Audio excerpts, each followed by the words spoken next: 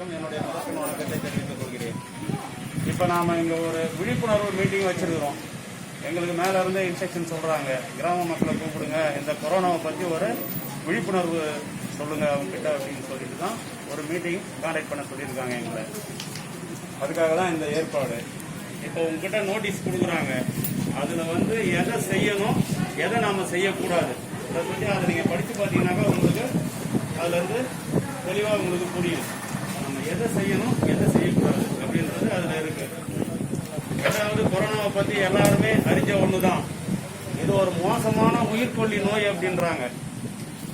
மெயினாக நம்ம distance keep up பண்ணணும், சோசியல் டிஸ்டன்ஸ் கீப் அப் பண்ணணும்.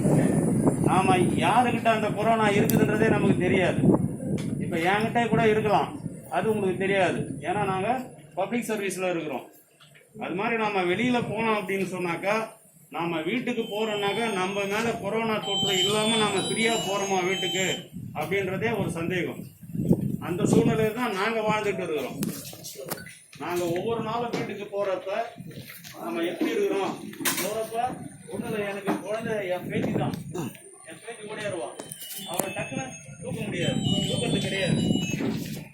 அவுத்துட்டு மஞ்சள் கால கழுவினா இல்லை குளிச்சுட்டு ட்ரெஸ் அவுத்து போட்டுட்டு அதுக்கப்புறம் அந்த குழந்தைய தூக்குறேன். ஆனால் அந்த குழந்தை பாசமாக ஓடியாது என்கிட்ட, ஆனால் தூக்க முடியல எங்களால். அது மாதிரி சூழ்நிலை தான் உங்களுக்குலாம்.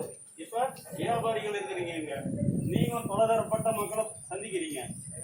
அப்படின்றப்ப நீங்களும் வீட்டுக்கு போகிறப்ப எங்களை மாதிரியே ஒரு சூழ்நிலை தான். அதுவும் அதே மாதிரி ஆட்டோ ஓட்டுநர்கள் அவங்களுக்கும் அது மாதிரி சூழ்நிலை தான்.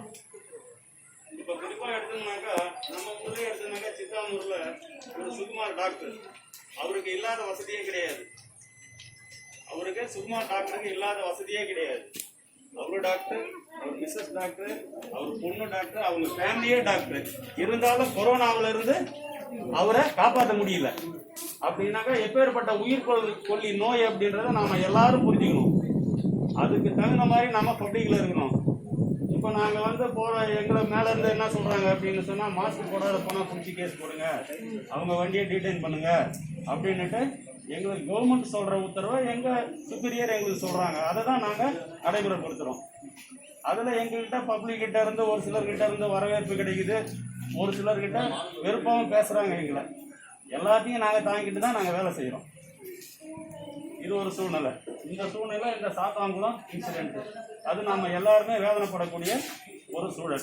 அதனால கொஞ்சம் போலீஸுக்கும் எங்கள் தரப்புலையும் கொஞ்சம் கெட்ட பேர் உருவாகிருக்குது. இதை எப்படி நாங்கள் நிவர்த்தி பண்ணுறதுன்றதே தெரியல. அதனால தான் எங்களுக்கு மேலதிகாரிங்க நீங்கள் பப்ளிக்கை கூப்பிட்டு அவங்களுக்கு ஒரு விழிப்புணர்வு கொடுங்க அப்படின்ற மாதிரி சொல்கிறாங்க. அதனால இந்த கொரோனா தொற்றுலேருந்து நாம் விடுபடணும் அப்படின்னு சொன்னாக்கா நாம் எச்சரிக்கையாக இருக்கணும்.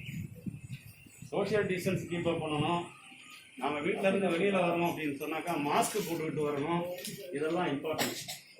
அதெல்லாம் கொஞ்சம் கடைபிடிச்சு நடந்தீங்க அப்படின்னு சொன்னாக்கா நாம் இன் ஃபியூச்சரில் இந்த கொரோனாவை ஒழிக்கிறதுக்கு நல்லாயிருக்கும். அதுக்கு நீங்கள் உங்களுடைய பொதுமக்களுடைய ஒத்துழைப்பு தேவை எங்களுக்கு. அதை தான் எங்களை எடுத்து சொல்லியிருக்கிறாங்க. அது நோட்டீஸ் வடிவிலையும் உங்களுக்கு நாங்கள் கொடுத்துருக்கோம். நான் கொஞ்சம் அதை பற்றி பேசணுன்னாக்கா எங்கள் சிஐடிஎஸ்ஐ அவர் சொல்லுவார். நன்றி, வணக்கம். அந்தந்த நண்பர்களே, உங்கள் அனைவருக்கும் இந்த நல்ல நேரத்தில் எனது ஒரு சில அறிவுரைகளை எடுத்து சொல்ல காண்பிப்பட்டிருக்கிறேன். சார் சொன்னார் கொரோனாவை பற்றி. கொரோனா நோய்ன்றது எவ்வளோ பெரிய நோய் அப்படின்னு சொல்லியிருக்கிறாரு. நம்ம டிஸ்ட்ரிக்டில் பார்த்தீங்கன்னாக்கா இப்போ இன்றைக்கி நிலைமைக்கு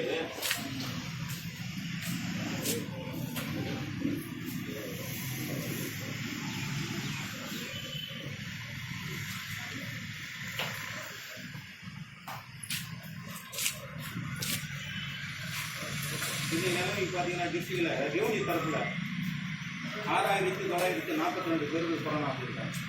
நீங்கள் 6942 பேர் சொல்கிறாங்க. நம்ம டிஸ்ட்ரிக்ட் போலீஸ் ரெவன்யூ பார்த்தீங்கன்னா தாம்பரம்லாம் வரும். நம்ம போலீஸ் தரப்பில் பார்த்தீங்கன்னாக்கா 2649 பேருக்கு கொரோனா அப்படின்றாங்க. நம்ம டிஸ்ட்ரிக்ட் பொறுத்த வரைக்கும் இதில் டெத்து 136 பேர் இது வரைக்கும் டெத் ஆகிருக்கிறாங்க. 136 பேர். நம்ம சித்தாமூர்லேயே பார்த்தீங்கன்னா தெரியல ஒரு 10-15 பேர்கிட்ட வந்துடுது. 10-15 பேர்கிட்ட வந்ததில் ஒருத்தர் நம்மளோட சுகுமார் டாக்டர் செத்து போயிருக்காரு. இது எவ்வளவு பேர், அது சார் சொன்ன மாதிரி ஒரு வசதி இல்லாத ஒன்றும் கிடையாது.